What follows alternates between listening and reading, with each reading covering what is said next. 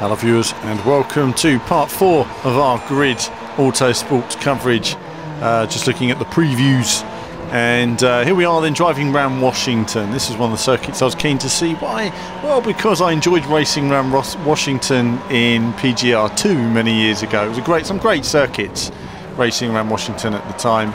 Again, don't know the circuit, first time driving it, don't know where I'm going, following all the other cars around and just seeing where I go. Always helps, of course, to have the map in the bottom corner, but generally speaking, I don't use that so much on the first lap. I tend to focus on the other cars and how they're taking the corners, and as I can see in front of me, there's a lot of action going on there. So I'm thinking, right, how can I take these guys?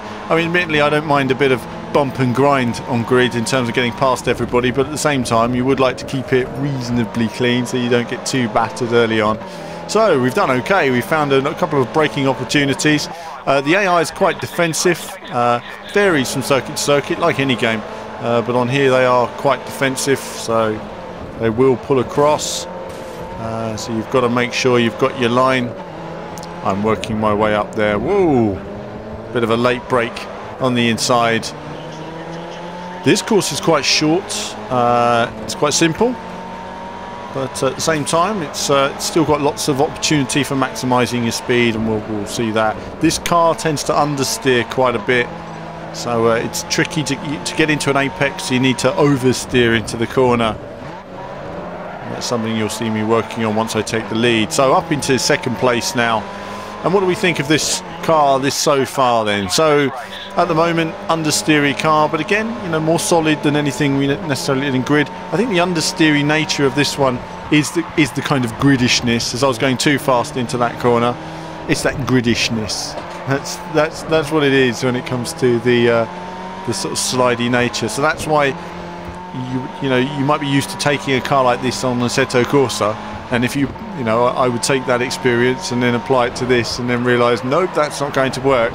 We're going to need to drive this very differently. So you can see I'm just trying new techniques, how to maximise speed there. Didn't hit the apex or carry any apex speed as I would like, and so now we go around again. 2 laps to go. So as he says, it's 2 laps to go, and so I'm flat out through here now. Let's see how much speed we can carry through this corner. Can we go through it almost flat? No, a little bit of a lift, but turning in very early. We hit the wall on the lap before, so I remembered that. Knew I'd need a lift there this time.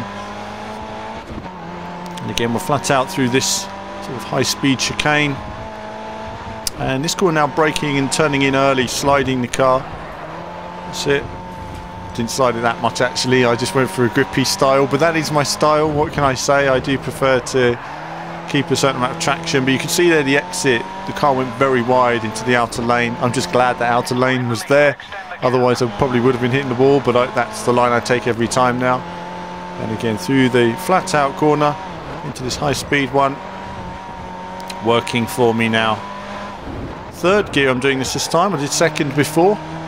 Third, it's a difficult balance there. Second, it's on the limiter. Third, there's a bit of a slow pickup there. And again into this is probably the key corner in terms of carrying speed through here. There's still loads more, isn't there, to find speed to find there. But that's it for this 4th video on Grid Autosport. There'll be more from me very soon.